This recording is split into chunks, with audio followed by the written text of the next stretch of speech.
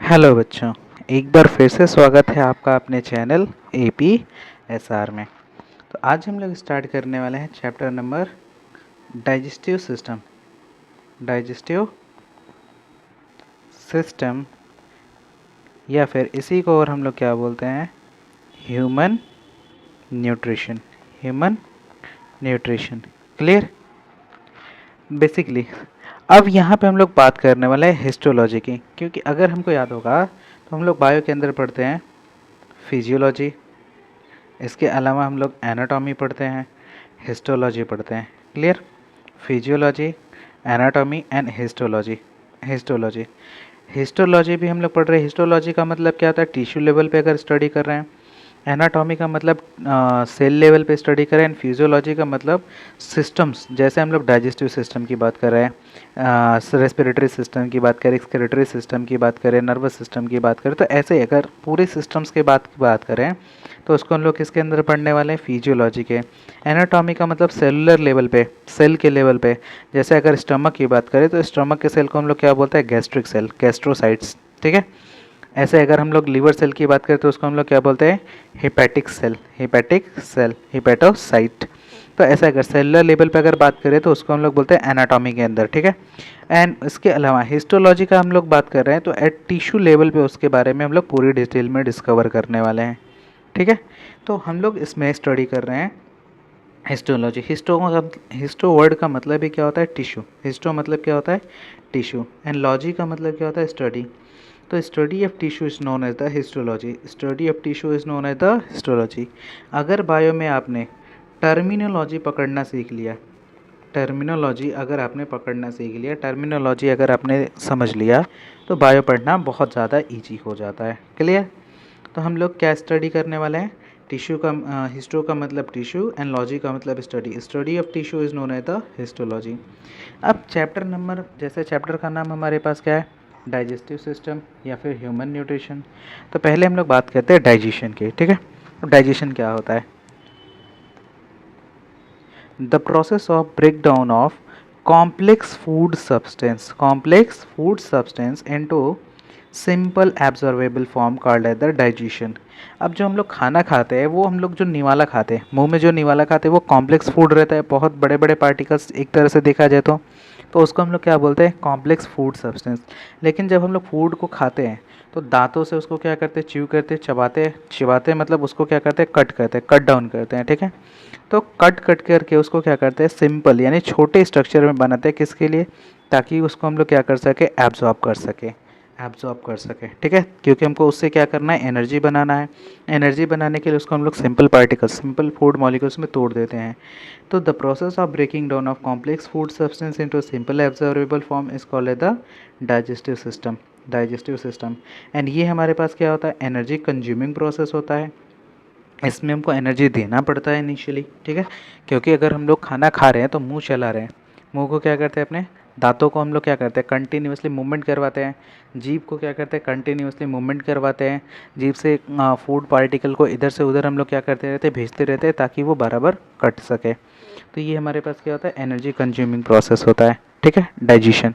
Next हमारे पास है digestive system. अब डाइजेस्टिव सिस्टम में क्या क्या रहता है, एलिमेंट्री कैनाल, जो माउथ से लेके एनस तक के बीच का जो ट्यूब रहता है, माउथ से लेके एनस के बीच का जो लॉन्ग ट्यूब रहता है, that is about 8 to 10 metre long. उस एलिमेंट्री कैनाल के साथ जो ग्लैंड्स रहते हैं, जैसे जो जूस वगैरह सीक्रेट करने के लिए, एंजाइम सीक्रेट करवाने के लिए हमारे पास रहते हैं, इन दोनों के कॉम्बिनेशन को मिला के हम लोग क्या बोलते हैं, डाइजेस्टिव सिस्टम। Digestive system. लेकिन अगर एलिमेंट्री कैनाल की बात करें तो एलिमेंट्री कैनाल क्या होता है, एक सिंपल ट्यूब लाइक स्ट्रक्चर होता है, starting from the mouth to anus. Start कहाँ से हो रहा है, माउथ से, और एंड कहाँ पे होता है, एनस के पास। क्लियर। अब जो हम लोग खाना खाते हैं उसका हम लोग न्यूट्रिएंट ही अपटेक करते हैं। क्या टेक करते हैं, न्यूट्रिएंट। अब न्यूट्रिएंट हमारे पास कैसे होते हैं, macro nutrient and micro nutrient. कहीं पे भी वर्ड मैक्रो लिखा रहा है, मैक्रो का मतलब क्या होता है, लार्ज। मैक्रो का मतलब क्या होता है, लार्ज। एंड कहीं पे माइक्रो वर्ड लिखा रहा है, माइक्रो का मतलब क्या होता है, स्मॉल। ठीक है। तो macro nutrient and micro nutrient. Macro nutrient को हम लोग क्या बोलते हैं, प्रॉक्सिमेट या अल्टीमेट प्रिंसिपल ऑफ फूड, जबकि माइक्रो न्यूट्रिएंट को क्या बोलते हैं, प्रोटेक्टिव प्रिंसिपल ऑफ फूड। ठीक है। मतलब मैक्रोन्यूट्रिएंट का काम क्या रहता है, ये हमको डायरेक्ट एनर्जी प्रोवाइड करवाता है, एंड माइक्रोन्यूट्रिएंट हमको क्या करता है, डायरेक्ट एनर्जी प्रोवाइड नहीं करवाता है। बट हमारे लिए ज़्यादा इंपॉर्टेंट कौन सा होता है, माइक्रोन्यूट्रिएंट। ज़्यादा इंपॉर्टेंट कौन सा होता है हमारे पास, माइक्रोन्यूट्रिएंट। एंड मैक्रोन्यूट्रिएंट के अंदर हम लोग किसके किसके बारे में पढ़ते हैं, कार्बोहाइड्रेट्स, प्रोटीन्स एंड फैट्स।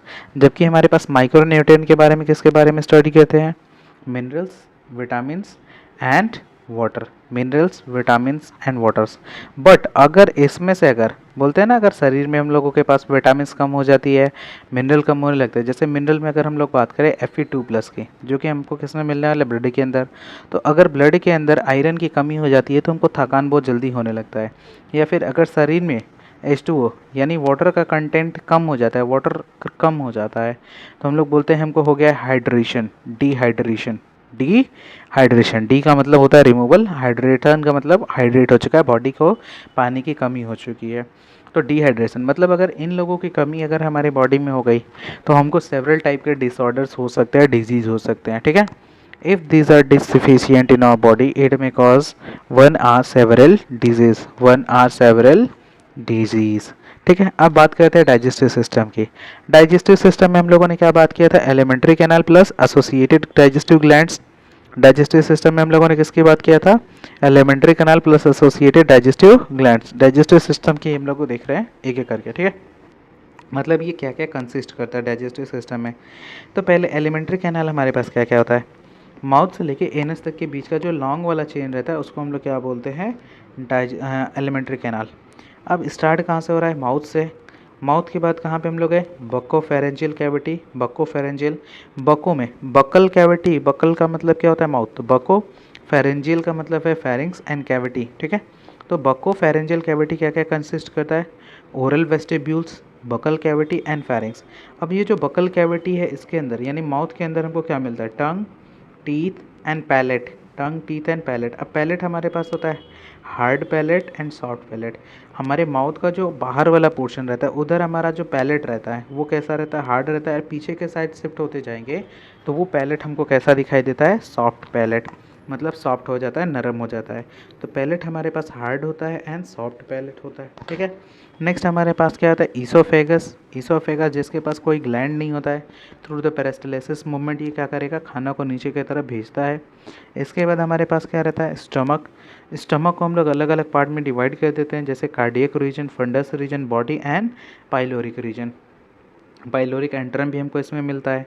एक एक करके सबको देखने वाले। इंटेस्टाइन में हमारे पास क्या होता है, large intestine and small intestine. इसके अलावा अगर हम लोग डाइजेस्टिव ग्लैंड्स की बात करें तो डाइजेस्टिव ग्लैंड में हमको क्या क्या मिल सकता है, सलाइवरी ग्लैंड मिल सकता है, गैस्ट्रिक ग्लैंड मिल सकता है, इंटेस्टाइनल ग्लैंड रहता है, लिवर हमारे बॉडी का लार्जेस्ट ग्लैंड माना जाता है, पेंक्रियास भी हमारे पास क्या होता है, एक ग्लैंड होता है। Clear, clear.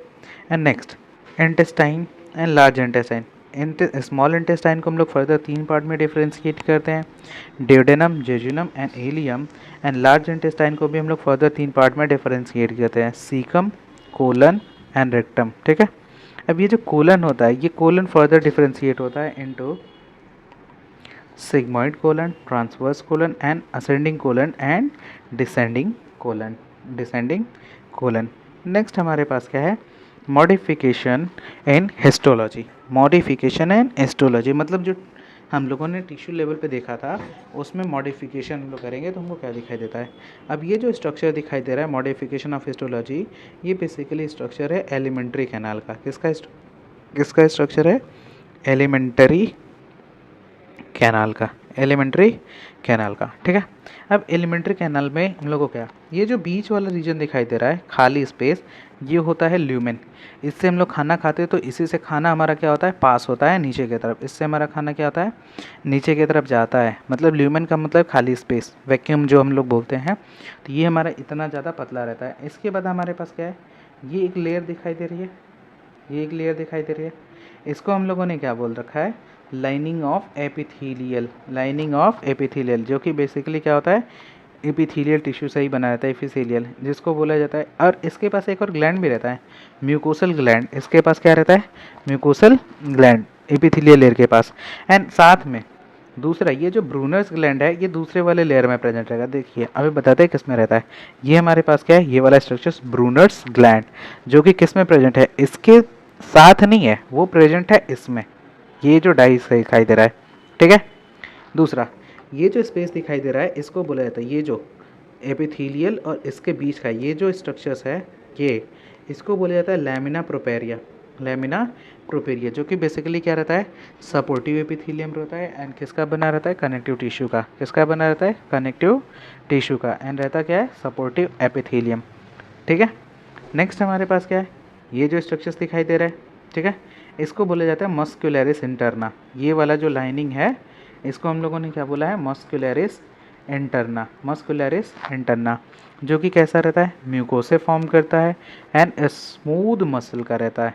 स्मूथ मसल का मतलब मस्कुलरिस इंटरना को हम लोग म्यूकोसे भी बोलते हैं एंड ये किसका बना रहता है, स्मूथ मसल का। किसका बना रहता है अपने पास, स्मूथ मसल का। नेक्स्ट हमारे पास क्या है, ये जिसको हम लोगों ने, क्योंकि एलिमेंट्री कैनाल में टोटली हम लोग मॉडिफिकेशन में 4 लेयर रहती है और इन्हीं चारों के बारे में हमको क्या करना रहता है, स्टडी करना रहता है एक एक करके, और ये पूरी एलिमेंट्री कैनाल में रहती है। बीच बीच में कहीं कहीं पे कोई एब्सेंट हो सकता है, वो हम लोग साथ साथ देखते रहते हैं, ठीक है। तो हम लोगों ने इसको देख लिया, इसको देख लिया, इसके बारे में स्टडी कर लिया, बहुत जल्दी आ गए।